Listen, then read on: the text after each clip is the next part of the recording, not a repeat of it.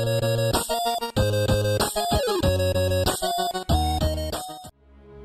a lucky man I was.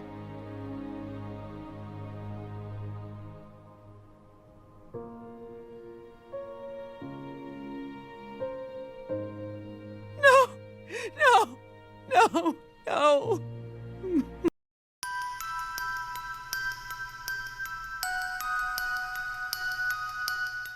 Bonjour à toutes et à tous, bienvenue sur Comics Party, très heureux de vous retrouver en ce dimanche pour votre rendez-vous hebdomadaire et on poursuit donc notre cycle consacré à Zack Snyder avant la sortie de sa version de Justice League le 18 mars prochain, date à laquelle on pourra également découvrir le film de 4h01 en France à l'achat sur différentes plateformes et différents supports comme Amazon Prime, YouTube ou encore Apple TV.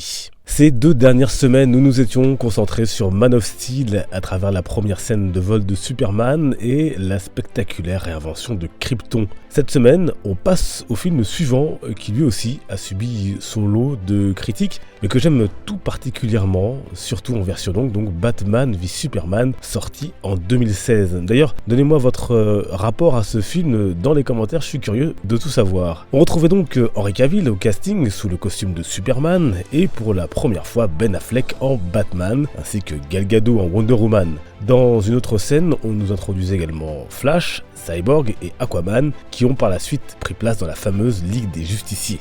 Au passage, ce que j'ai particulièrement aimé avec ce film, c'est que j'avais vraiment l'impression de lire un bon comics, en le regardant. Et d'ailleurs, il est intéressant de noter que la plupart des scènes décriées seraient parfaitement passées dans ce support, selon moi, de la scène de présentation des héros dont on vient de parler, à la fameuse scène du Martha, mais ça c'est une autre histoire. Aujourd'hui, on va donc directement à la fin du film sur une scène qui m'a fait verser ma larme en salle, celle de la mort de l'homme d'acier. Ici, on peut parler de sacrifice, en l'occurrence pour sauver l'humanité, le sacrifice, sans doute la notion qui colle le plus à un héros dans l'histoire fictive, comme réel. À ce stade du film, Doomsday a donc été créé par l'intermédiaire de Luthor, l'abomination étant prise avec Batman et Wonder Woman, pendant que Superman a fait un écart pour aller sauver Lois et récupérer la seule arme sans doute capable de tuer le monstre, la lance de kryptonite fabriquée par le Chevalier Noir. Observant la fureur de Doomsday, Superman comprend qu'il n'y a plus qu'une seule solution, se jeter sur la bête, quitte à en payer le prix à cause de la kryptonite qui le rend lui aussi vulnérable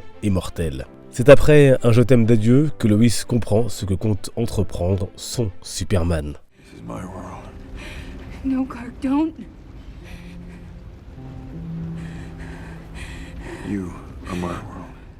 C'est donc ce monde que l'homme d'acier a voulu préserver en se lançant sur Doomsday, qu'il transperce de la lance, non sans l'aide de l'Amazon et de Batman. Mais dans sa lutte, le monstre transperce Kal-El en plein cœur d'un membre qui lui est poussé, ironie du sort, après que Wonder Woman ne lui ait coupé la main. Et là, dans une scène terriblement douloureuse et lourde de sens, héroïque et de sacrifice, Superman s'enfonce dans sa blessure pour transpercer au mieux le monstre et l'anéantir. Nos témoins, les survivants, descendent alors le corps du héros dans une scène faisant écho à la descente de la croix des Rubens et également au tableau de la lamentation du Christ. Comme toujours, les références à l'art sont légion dans le cinéma de Zack Snyder. On retrouve aussi bien des références à des œuvres cinématographiques qu'à de nombreux tableaux.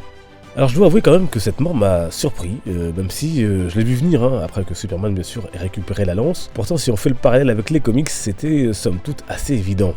Et si l'on revient à la notion de sacrifice, elle a suivi toute l'histoire de Kal-El et le travail de Zack Snyder sur le personnage. Dans Man of Steel, Jor-El et Lara envoient leur fils sur Terre, sacrifiant leur destin de parents et se sacrifiant au passage pour qu'au-delà des étoiles, lui puisse vivre. Clark n'est pas le seul à se sacrifier dans Man of Steel.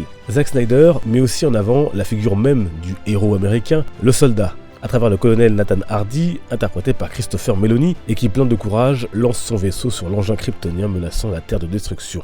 A good death is its own reward.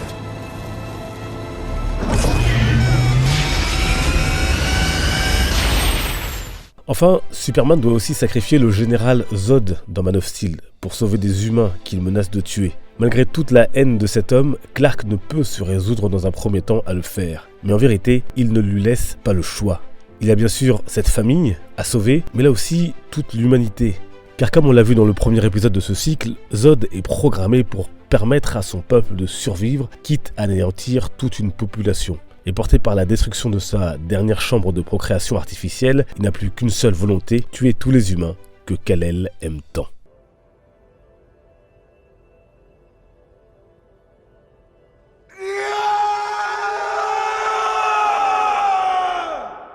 Cette mort fait bien sûr directement écho dans nos mémoires à celle survenue dans les comics en 1992, période euphorique dans l'univers des comics. Superman, de son côté, est alors un personnage en perte de vitesse. Bien souvent vu comme un héros un peu ringard et un boy scout, l'idée est alors mise sur la table de le tuer et sort donc aux États-Unis un comics qui fera date, Death of Superman. Le 17 novembre 1992 sort le Superman numéro 75. Les Américains, puis les lecteurs du monde entier se l'arrachent. Tout le monde voulait voir de ses yeux le plus grand super-héros de l'histoire mourir.